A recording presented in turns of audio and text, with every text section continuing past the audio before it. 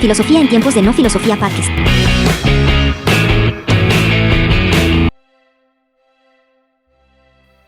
Buenos días al episodio 11, Filosofía en tiempos de no filosofía, y hoy vamos a hablar de la suma teológica en la segunda parte. Hablamos de las virtudes, la gracia, el pecado original, pero en esta segunda parte vamos a hablar ahora de lo que se refiere a la conducta moral, la importancia de la gracia en la vida cristiana, a la promoción de las virtudes, a la ley como base de la justicia social, la libertad, la responsabilidad, la formación, la educación moral, y vamos a ver cómo ha influido Santo Tomás en la Reforma y la Contrarreforma, en la era moderna y las aplicaciones contemporáneas de la teología y el pensamiento tomista. Bien, para Santo Tomás la ley natural, en el anterior episodio diferenciamos ley natural, ley divina, ley eterna y también la ley natural, ¿no? Ley natural, ley eterna, ley divina y la ley... a ver. Esta ley es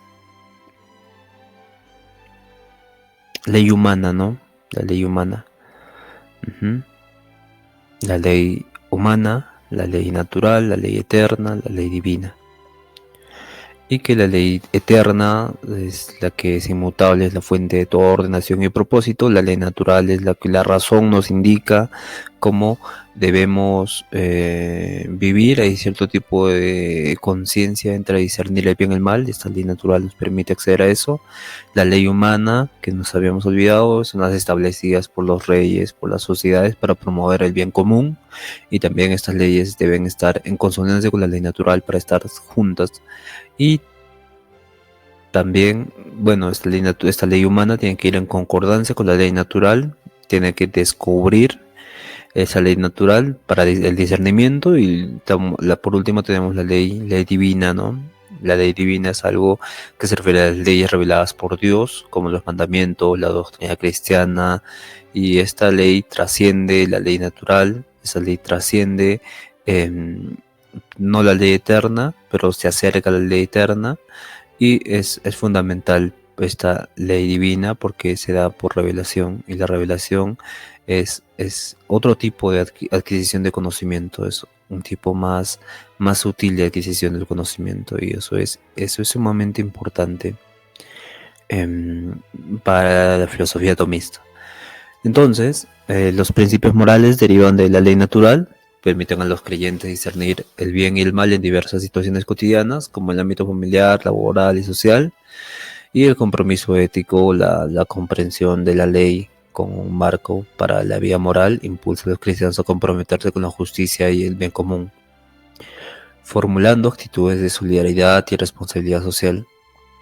También tenemos que hablar de la importancia de la gracia en la vida cristiana, donde la enseñanza de Santo Tomás sobre la gracia subraya la necesidad de la ayuda divina para vivir de manera virtuosa. Los cristianos son animados a buscar la gracia a través de la oración, la participación de los sacramentos y la vida comunitaria, lo que les permite enfrentar las dificultades y las tentaciones con valentía. Esta fortaleza espiritual se debe cultivar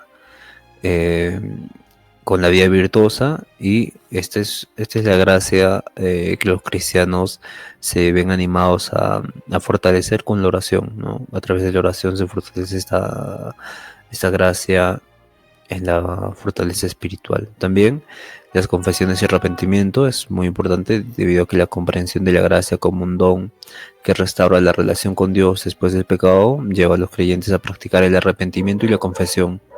Esto promueve un ambiente de humildad y reconocimiento de las propias limitaciones, favoreciendo el crecimiento espiritual. La promoción de las virtudes también es algo muy interesante, debido a que la enseñanza sobre las virtudes teologales como la fe, la esperanza y la caridad, y las virtudes cardinales, prudencia, justicia, fortaleza y templanza, proporcionan un marco práctico para el desarrollo del carácter. Los cristianos son alentados a cultivar esas virtudes en su vida diaria, lo que se traduce en actitudes y comportamientos que reflejan la imagen de Cristo. Ejemplo de la vida, por ejemplo, La aplicación de las virtudes también se manifiesta en la vida de los santos y modelos de virtudes en la tradición cristiana, donde los creyentes son inspirados a seguir estos ejemplos, esforzándose a vivir por vivir vidas que reflejen la enseñanza de Cristo y los valores del Evangelio. Este cultivo de virtudes teologales ha sido muy importante, tanto con las virtudes cardinales. Bien, entonces, ¿cuál es la diferencia entonces entre las virtudes teologales y las virtudes cardinales? Las virtudes teologales nos conducen a Dios, que son por medio de la revelación divina, por medio de... son leyes eternas, ¿no? Esas leyes eternas que invitan a los individuos puedan vivir de manera concordante con la teología, con la religión, con el cristianismo, con la iglesia católica, y se fortalece la fe como base, la esperanza que está relacionada con la fe, y la caridad como modo de vivir de acuerdo con el principio de ama a tu prójimo como a ti mismo. Entonces tenemos también las virtudes cardinales como la prudencia, la justicia, la fortaleza y la templanza. La prudencia es la manera de actuar, como mencionamos antes en el anterior capítulo, un tipo de hereda el actuar de Aristóteles en el justo medio, ¿no? No ir a extremos, sino actuar de acuerdo a al medio. Y esto es muy interesante, ¿no? Porque también eso es actuar de forma justa y que está relacionado con la fortaleza de no dejarnos llevar por los extremos y la templanza de estar constantemente enfocados de acuerdo a la templanza, no dejarnos llevar también por las situaciones extremas de la vida. Y esto es muy interesante para Santo Tomás de Aquino, nuestras virtudes cardinales. Ahora vamos a hablar también del compromiso con la justicia, la ley como base de la justicia social, ¿no? Que es ya ética en la modernidad. Este compromiso con la justicia, la ley humana, como cuando está alienada con la ley natural, promueve la justicia social. Los cristianos son llamados a trabajar en sus comunidades para promover leyes y políticas que reflejen los principios del bien común, defendiendo los derechos de los más vulnerables y promoviendo la dignidad humana. También el activismo social o la enseñanza de Santo Tomás sobre la ley y la moralidad inspiran a muchos cristianos a involucrarse en actividades de justicia social y servicio comunitario, buscando transformar la sociedad según los valores cristianos. Este activismo social privado que se hace por medio de los pastores cristianos es fundamental y es también importante, y que el liberalismo permite esto, y es algo que se dividen dos más adelante: los republicanos intrínsecos y los republicanos instrumentales, ¿no? Pero donde se menciona que los republicanos instrumentales, no, pero los republicanos intrínsecos se mencionan que existe esta naturaleza de ser cooperativos con la sociedad, pero de forma privada, gracias al liberalismo, ¿no? Y esto se debe a la educación y a la formación de ayudar a otros, que es muy curioso y muy interesante, de lo que vamos a analizar seguramente más adelante. Pero en ese activismo social, los valores de Tomás sobre la ley y la moralidad inspiran a involucrarse en actividades de justicia social y más. También ahora vamos a hablar de la comprensión de la libertad cristiana, ¿no? Entonces, ¿cómo soy libre? Soy cristiano, pero hay virtudes teologales, hay cosas que tengo que hacer por obligación, por ley eterna, ¿no? Pero ahora la relación entre la ley y la gracia, según Santo Tomás, lleva a los cristianos a comprender la verdadera libertad.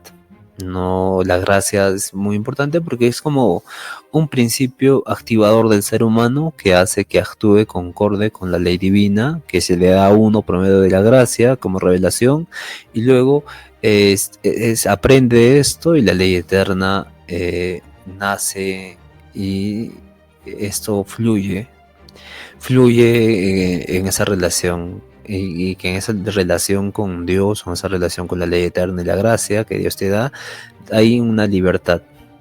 Y no como la ausencia de restricciones, sino con la capacidad de elegir el bien. Esto implica una responsabilidad moral en las decisiones cotidianas, donde se busca actuar conforme a la voluntad de Dios. También los creyentes son alentados a reflexionar sobre sus elecciones de luz de la ley natural y la gracia, buscando actuar de manera que honre a Dios y beneficie a los demás. Muy bien.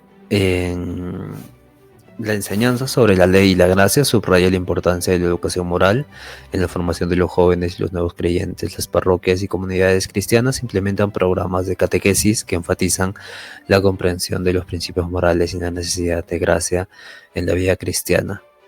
La ley natural también proporciona una base para la formación de la conciencia moral, donde los cristianos son animados a desarrollar una conciencia bien informada que les permita tomar decisiones éticas en conformidad con la enseñanza de la Iglesia.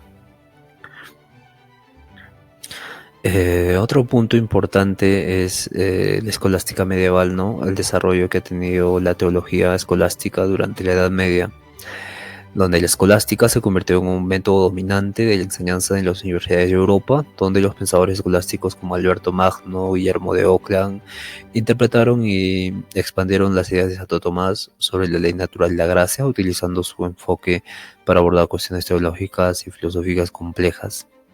Las influencias tomistas entonces ayudaron a establecer una tradición académica que valoriza la razón y la fe como complementos en la búsqueda de la verdad.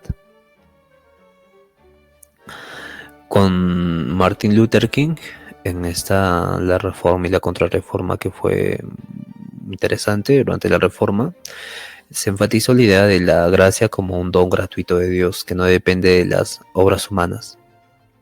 Aunque sus interpretaciones de Lutero se alejaron con la visión tomista, y sus ideas sobre la gracia resuenan con el énfasis tomista de la necesidad de la gracia para la salvación. La reforma llevó a redescubrimientos y a reevaluar la relación entre la fe y las obras, las acciones, las cosas que se hacen, lo que provocó debate sobre la naturaleza de la gracia. Y también, en respuesta a la reforma, la contrarreforma católica se centró en restablecer las enseñanzas de la Iglesia sobre la gracia y las obras. Teólogos como Francisco de Vitoria o Francisco Suárez volvieron a interpretar las ideas de Santo Tomás, argumentando que la gracia y las obras son esenciales para la vida cristiana y la salvación. Esto llevó a un renovado interés en la ética tomista y en la aplicación de la ley natural en la moral cristiana. En el periodo moderno, filósofos como Hugo Grocio o Samuel Pufendorf reinterpretaron la ley natural a partir de la perspectiva tomista, argumentando que la ley natural proporciona un fundamento moral para el derecho y la ética en contextos seculares. Sus ideas influyeron en el desarrollo del derecho natural, que sigue siendo relevante en discusiones sobre derechos humanos y la justicia social. La resurgencia y el interés de la ética de la virtud en el siglo XX, promovida por filósofos como Alasdair MacLeod, se ha desarrollado o ha relacionado las ideas de Santo Tomás, donde en su obra Después de la Virtud, que se llama Después de la Virtud, argumenta que la ética contemporánea debe volver a las tradiciones de la virtud, y la influencia de Santo Tomás es evidente en sus propuestas sobre la importancia de la comunidad y la moralidad en el desarrollo del carácter.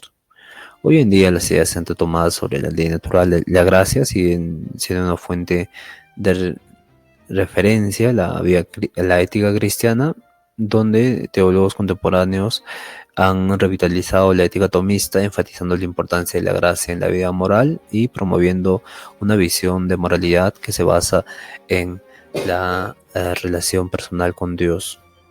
Los derechos humanos y la justicia social se hablan también en aplicaciones contemporáneas, donde las enseñanzas de Tomás de Aquino sobre la ley natural han sido utilizadas para fundamentar discusiones sobre los derechos humanos y la justicia social. Las ideas tomistas para la educación también han encontrado una aplicación en la contemporaneidad, donde se busca cultivar tanto el conocimiento académico como el desarrollo moral y espiritual. Programas educativos católicos a menudo integran las enseñanzas de Tomás de Aquino en su currículo, promoviendo una educación integral que forma tanto la mente como el carácter. Entonces, como conclusión, podemos hablar de esta segunda parte de la suma teológica, que Aquino, cuando habla de la ley y la gracia, han sido interpretados de muchas maneras, aplicadas en diversas formas, influyendo en la teología, la ética y la filosofía, y su enfoque sobre la relación entre razón y fe ha sido fundamental en la comprensión de la moralidad basada en la ley natural y la gracia, y continúa actualmente siendo relevante en los debates contemporáneos sobre la ética y la justicia social. Y estas enseñanzas proporcionan un marco para los creyentes y que ellos vivan de acuerdo con la fe en un mundo complejo y cambiante. Gracias por escuchar y nos vemos en el siguiente episodio, que va a ser el episodio 12 con la suma teológica, pero la tercera parte. Esta tercera parte habla de la cristología y la salvación, el soteriología, que es la sección para fomentar la fe cristiana, y también nos habla de la obra de Jesucristo y el camino hacia la salvación que ofrece para la humanidad. Gracias.